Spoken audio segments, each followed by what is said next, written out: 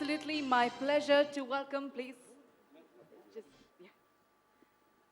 It is my pleasure to welcome Honorable Minister of Information and Broadcasting,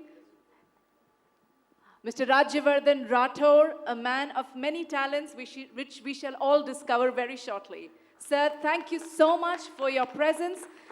He had to travel today, but he had committed. A man of his word, a man of discipline. It's an absolute honor to have you with us. And it's wonderful that we have a panel on media already here with media stalwarts, and we have the Minister of Information and Broadcasting here. We'd love to welcome you, sir, and request you to maybe sit down.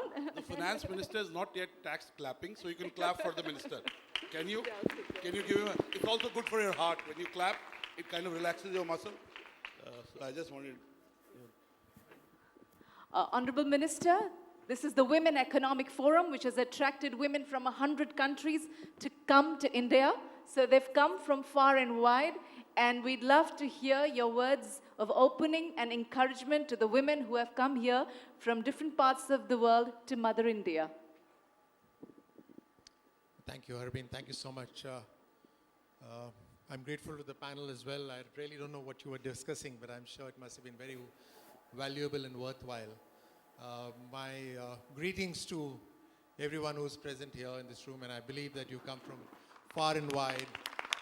I believe each one of you is very accomplished in their own fields and have been doing a lot of work worthwhile, adding value to your society and all around the businesses, making a difference of where you are. So I believe the entire gathering is absolutely empowered. I think in the last couple of years that I've been able to go to the rural areas, I see, of course, I've been blessed with a lovely wife and a lovely mother, and I don't think so I could have achieved anything in my life without their support. And so I value the wisdom and the spirit that they are able to impart in me, the inspiration they are able to give to me, the support that they are able to give to me. I value all that. I also sense, because my wife is a professional, she's a doctor, she's been in the army as well. My mother has been a teacher as well. So I sense and I realize the potential in each one of the people in my household and also in this society. And therefore, when I go to rural areas, that's where I sense that they have the same dreams, they have the same aspirations as we all do in urban areas. It is just that they don't have the right opportunities.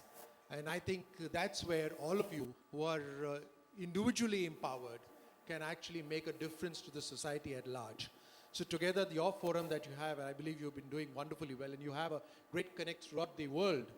So I think that's something that you can really leverage from the great potential of people that you already have, of making a difference in the society. I mean, just imagine, it's truly about awakening the society, really.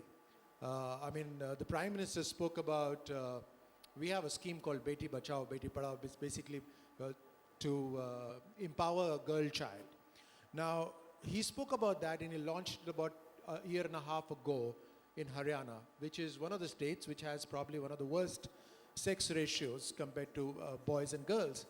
In just 1 year, there's been a change in the number of birth of girls from 861 to 889. Now, in just 1 year, if that difference can come, it's only because of awakening the society and making them realize their potential. So a lot of things can be done. He's, of course, speaking about cleaning India, wherein people feel that people have always felt that it's impossible, right? But the point is that we all want it to happen, and wherever we believe that we can put our effort, things will change. So a lot can be done with all the women, all the powerful women that you have here. So I'm really grateful to be present here. Thank you so much. Thank you so much for that very inspirational opening, urging each one of us to reach out and go out to our lesser privileged sisters and be there for them. And that's exactly what each one of them is doing in her own way. My next question to you, Honorable Minister, is I don't know, some of you might already know from India that Honorable Minister has served in the army for 23 years, over 2 decades, and he's also an Olympic medalist, brought many laurels to India as a medalist in various categories, the Arjuna awardee as well. And you said I was reading one of your interviews, and I was very struck by one thing that you said. And you said when you excel as a sports star, then the laurels that you get, that the success that you get stays with you individually. Whereas when you step out into the public field and you succeed as a public leader, then the gains that you make are distributed to the citizens at large as well. I thought that was a fascinating point of view because normally I'm very, sort of personally not inclined to go into political life. Public life would be a little different, but you're in the political life because I have certain views on it. And a lot of women over here share those views, like we had views on the media that it's a negative place. We have views on politics that it's not a great place for women to be in. But you put it very beautifully, which almost half motivated me to step there. Would you like to share a little about that, please? The last part seems very exciting, actually. So truly, I mean, I've always felt I've had the blessing of the God to actually give me an opportunity to serve in different and gain different experiences. But I've always felt that I've been playing for India in whatever I did. So when I was in the army, I was donned the uniform of the military. I was playing for India. When I became a sportsman and I was representing the country, I was literally playing for the country. But now when I am in the politics, I truly believe that I would be playing for each and every Indian, specifically so in my own constituency, but when I represent a ministry to whichever area the ministry can reach out, and when I'm part of the Prime Minister's team, then everything that the Government of India does is to reach out to people, so I'm literally playing for them. And I can actually sense that as compared to any other time, of course, when you are in the army, you're protecting everyone, you're the last line of defense, you are imbibed with such principles and spirit that you're ready to lay your life. That's what every person does who dons the uniform. But when you're playing for the country as well, you are bringing laurels to the nation and you represent the country in everything that you do. But when you truly speak about materialistically, how is an average Indian gaining by your actions, then it's much more when you play as a team in the Government of India. It's not to say that anywhere when you do anything is any less. It's not to say that at all. But I was just trying to explain as to what my 3 roles have been till now, and in each one I find myself playing for the country. Thank you for that. I wanted to ask you a question about, do you think the role of government is overestimated, or we make too much of it and we make too little of something that could be very valuable in the construction of a society, in the evolution of a society, is the role of a vibrant civil society? And do you think they can play equal half roles, or do you think there are certain things that one needs to overestimate the government for what it is? Or do you think we need to place equal emphasis on a vibrant civil society, and what would be your guidance to the civil society members for that? I think, Harbeen, that's a wonderful question that you asked me. I think nothing can be more than what civil society does. Literally, nothing can be more than what an ordinary citizen, and especially when they come together as a society, when they are what they are capable of, nothing can be more than that. Government is just an enabler, actually, a facilitator. And that's what the Prime Minister meant when he said that he will endeavor to have maximum governance and minimum government. If we are infusing funds into economy, Government of India is one of the last boosters of the economy, the funds that it's putting into the economy for infrastructure and other things. But finally, it's basically to revive, to rejuvenate, to boost up each and every business that probably all of you represent. Or when he talks about these things of Beti Bachao or Swachhta, what is he doing? He's just probably reaching out to each and every conscience of each and every Indian and to the society at large that you can do it. Really, that you yourself believe that is impossible is something that you can do it. Individually, when a prime minister picks up the broom and steps out and photographs are taken of it, it's not actually that he's going to clean the roads himself. It is that let there be pride in picking up the broom and cleaning the dirt which is all around us because it's created by us. So you are the most powerful people. You need to realize that you are most powerful. You are the people that select people who go into the government. So you are the ones who are the most powerful in each and every way. You are the people who provide jobs to the people of India. That's when he says that I need my micro, medium, small industries to really boost up, because they are the people who actually provide the largest employment. So it's every time, it's you, Harbeen. You need to step up and do what you deem fit to do for this country. One more question that I would ask, which is a little off the turf, but since it's a women's forum and we are in India, I think I have to ask this, that in India we worship the divine feminine. So when we go to the temples, it is Durga, Saraswati. You know, it is the divine feminine, Ma Shakti. It's Mother Shakti. So it is the woman that we worship. And when it comes to attitudes and sensibilities, there is a lot of respect for the woman as a mother. What do you think we need to do as women so that this respect translates into real society as well, that women can be respected not just as mothers, but as wives, as sisters, as women? I think it's already happening. The change is beginning to take place, and you can see it yourself in your families, around your families, in the whole country. If you feel the change is not happening, please go back to about 100 years ago, or let's not even go back 100 years, go back about 20 years ago, and see the change see what was the status of women in rural areas or in urban areas. I'll tell you a difference. Just as an example, so I had, in my constituency, I'm constantly thinking about engaging the youth by different formats. So we said, why not have a tournament where the entire constituency takes part as one. So I have about 362 village headquarters, about 2,000 villages. So I said, why not have a team, minimum a team from each village, and let's have a kabaddi competition in my constituency and really hype it up. So, of course, we had Star Sports come in as partners because they are doing kabaddi as well. And so it was really a very high level of competition. But the interesting part was, when I announced that we're going to have a kabaddi tournament, I didn't specify gender. But when the word went out, my team called up panicking. They said, sir, girls are calling saying that they want to participate in kabaddi. Now you have to remember, this is rural India that I'm speaking. I'm not speaking about Delhi. I'm not speaking about Jaipur. I'm speaking about everything between Delhi and Jaipur. So when you travel on the highway, you have to see beyond the highway, beyond the dhabas, that those huts, the small huts, the kind of environment there. They said that they were panicking. They said their girls are calling that, can they? So I said, of course, allow them to participate. Then the next question was that we've given a dress code to the boys, shorts and t-shirts. What do we do with the girls? So I said, just keep quiet.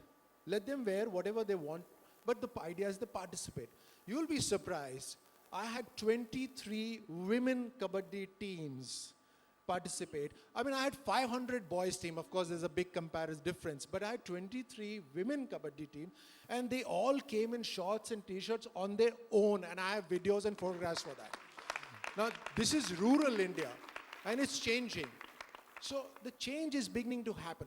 When I said right in the beginning, when I go and meet them, and I'm really grateful that I got a rural constituency as my constituency to nurture, because that's where the difference can be really seen and really needed. I see the aspirations in them. Girls, I have another example I'll give you. For about a couple of years, there was no recruitment, army recruitment in Delhi, in Jaipur district. The reason was that at one point of time when they held it, there were certain riots that happened because 45,000 people come to take part, only 600 are selected. So you can imagine those who get rejected can be very angry and destructive. So there were a few riots that took place. So they stopped holding army recruitment in Jaipur district. And I said, if I've been selected as the member of parliament from Jaipur district will have recruitment. It just cannot happen. So we organized it, and we organized it very well, of course. It was organized by the administration.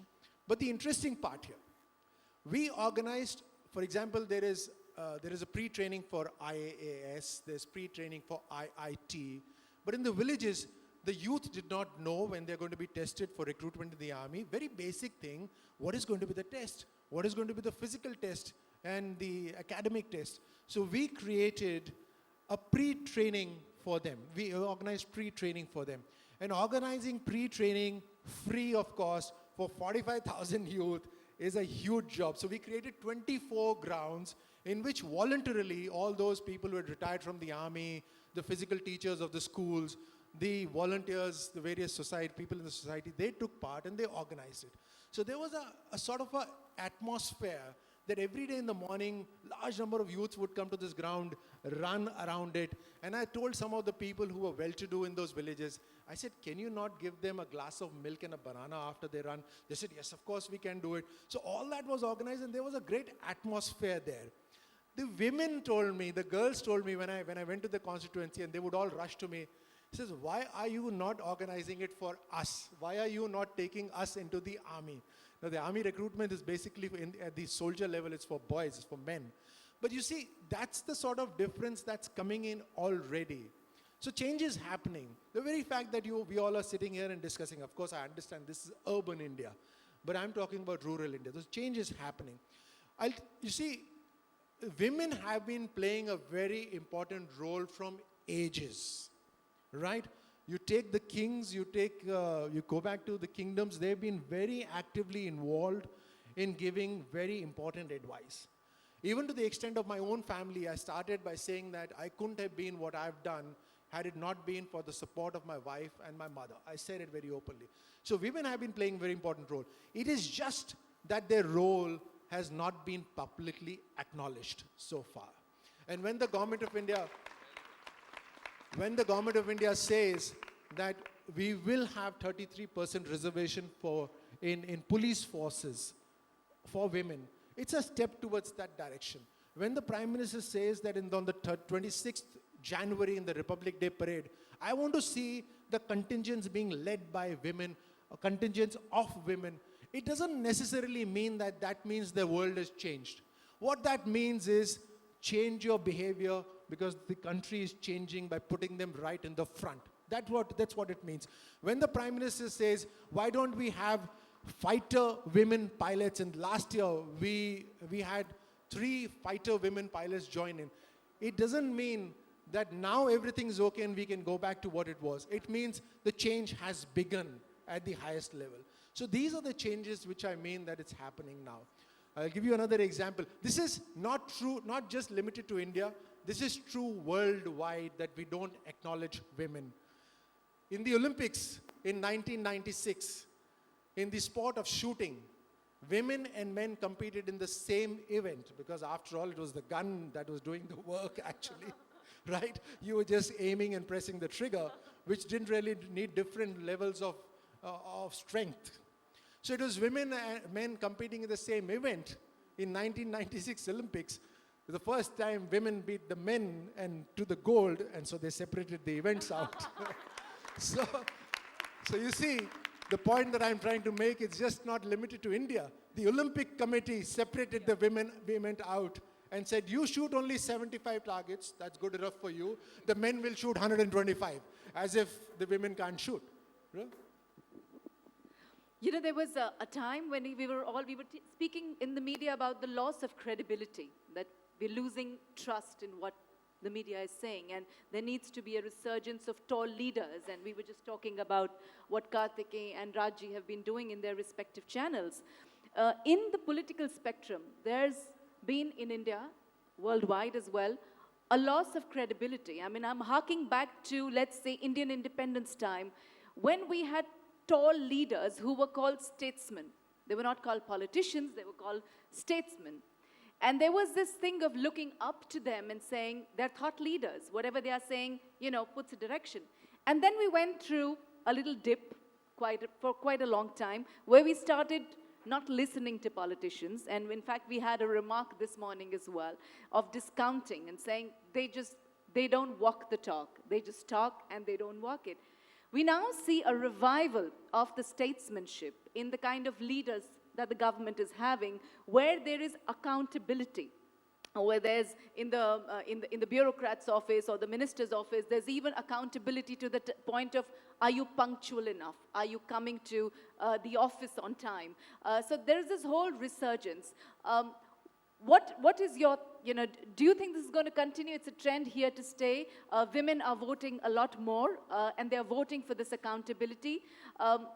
Any thoughts on this accountability? Is it here to stay, or is it going to slide back into what we've known as, what politicians to be? So, of course, there are good apples and bad apples, but then that can't be an excuse. Everything needs to be much better. I know Raj has had a great reputation. Karthik represents a great news channel. There are few very, very good, very authentic, very dependable journalists out there. You see, the whole aspect of commercialization coming into media is putting a lot of pressure on their TRPs, on the number of people who are watching their channels, based on which they're going to get their advertisements. And because of the urge to get more people to watch, there's a tendency by some to add a lot of masala and to take a little a biased line which could be more popular, or which could be which could stand out so that they are noticed. So this is the fight between the commercial aspect of media vis-a-vis the fourth pillar that we all call, which actually is able to make us all walk the right line. But I've had this conversation before. This is a threat both to politicians and now to media. Yes, there were times when politicians were statesmen and they would be icons for people, but things became very bad.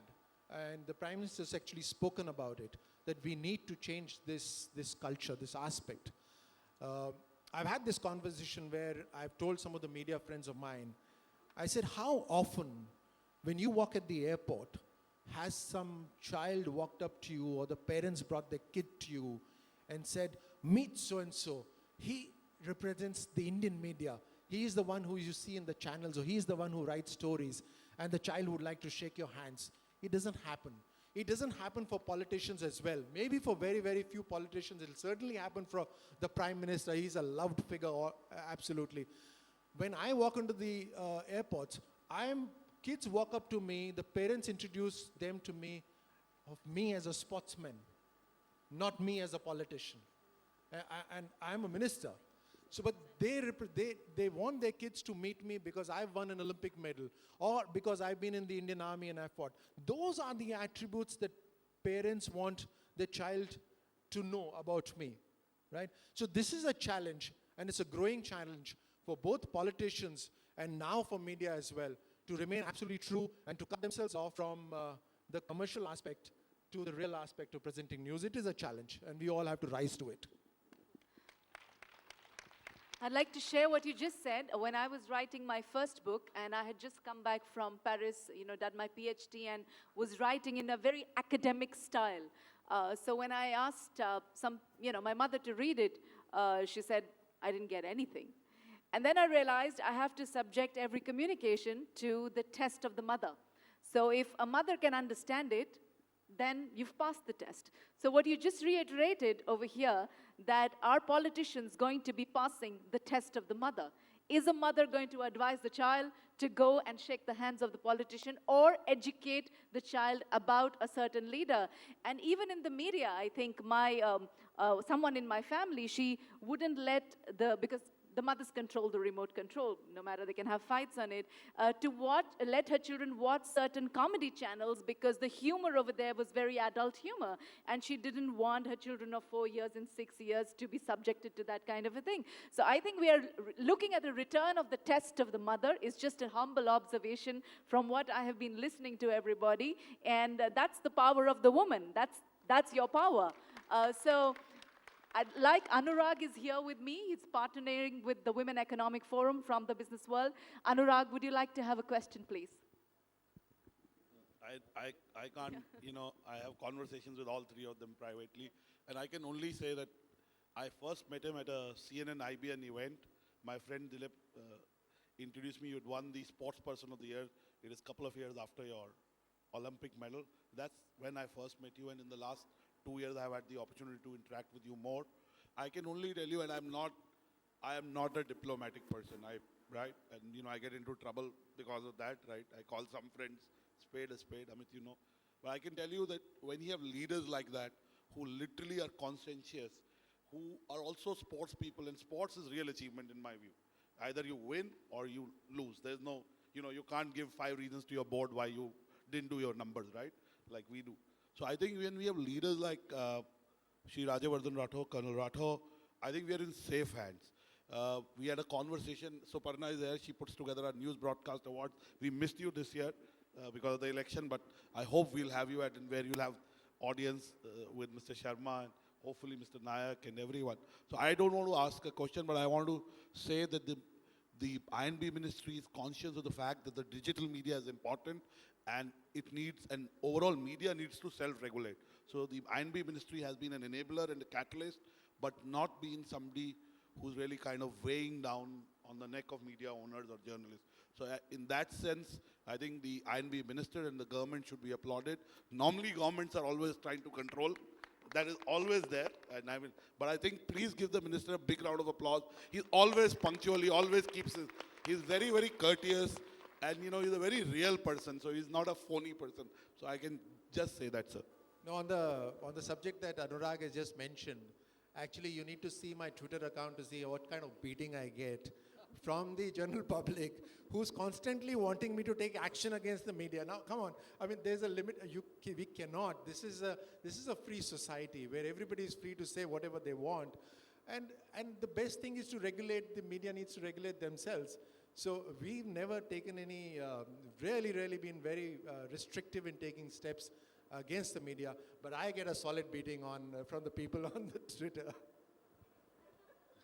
So I think you are wise, so and clearly you're letting us be who we are, sir. And hopefully we are more responsible and we are conscious of the responsibility we have and the trust you have and the people have. So I think, we value that, and I hope, also Twitter is, I mean, it's like a choraha. वहाँ कोई कुछ भी बोल देता है, मतलब कुछ भी बोल देता है, they don't know anything about anything, but they'll give you a sermon on something, which they haven't even experienced in their life. So I don't think you should take Twitter that seriously, sir. No, absolutely. In fact, it was very interesting. I thought that probably it's only in India. You always feel that yahin par hi hota hoga is tarah se. You felt it's only in India. Then I read the Times magazine, and one of the cover page was anger on social media. It's a worldwide phenomena. So I said, all right, we are not that bad then.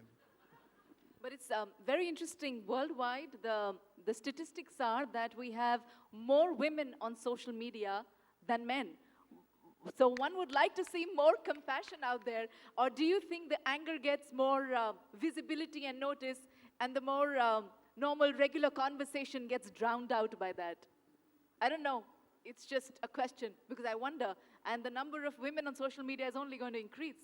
But that brings me to one question of safety of women on social media. There's a big problem of cyber stalking on social media. So I don't know if the INB ministry is doing something on regulating social media, or not regulating, but having a place where a woman could go and address her issues. Because right now, it's a big question mark. If I'm being cyber stalked, if I go to the police and say I want an FIR registered, they say, against who?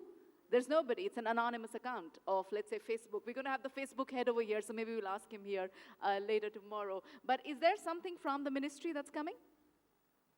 I love this part, because when I'm given a question like this, I simply say this is not my ministry. It's the information, it comes under the Information Technology Ministry, and Mr. Ravi Shankar Prasad is the minister there. But that was on the lighter side. This is a new world. This social media the ability to, let me relate it to this. Many, many years ago, when any other country needed to do a propaganda warfare, an information warfare, they had to fly planes over to drop leaflets, or they had to set up a clandestine radio to broadcast. Now, they don't have to do anything like that. Sitting wherever they are, they can actually get into your bedrooms or wherever you are through your social media accounts. No one knows all this information, whether hyped up information, whether false information, is coming from real sources or fake sources, whether it's being orchestrated or it's really there. So this is a new world to all of us. And believe me, most of the people in various governments across the world have the same question in their mind. What do we do with this? I think the solution only lies in each individual, all of us put together. I say this to the young people actually when I go to the schools, but I'll repeat it here.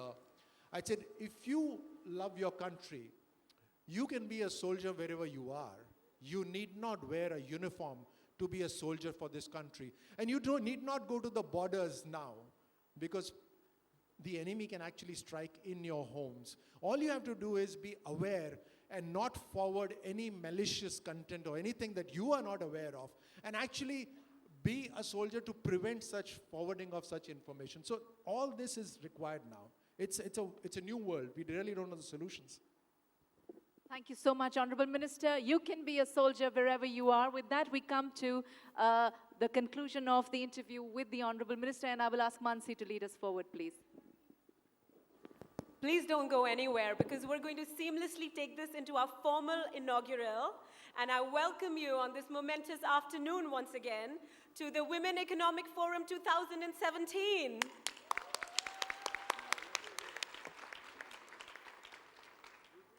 We're being joined by our guest of honor this afternoon, Ms. Alenka Smerkol, Minister for Development, Strategic Projects and Cohesion, Slovenia. Please give her a warm round of applause.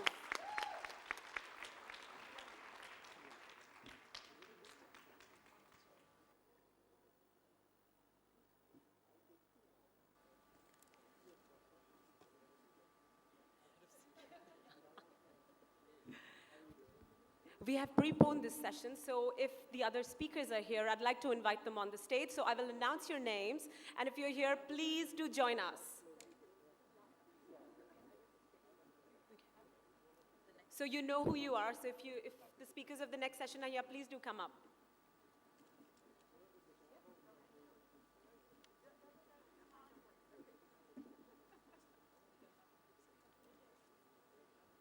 Not yet. As our chief guest for the afternoon, I request Honorable Minister to kindly say a few words to declare the forum open once again. Thank you. Honorable Minister, you'll have to declare the forum formally open. We've been warming up since yesterday night. So if I have the permission of all the ladies here, do I? So I declare the event open. Thank you, sir.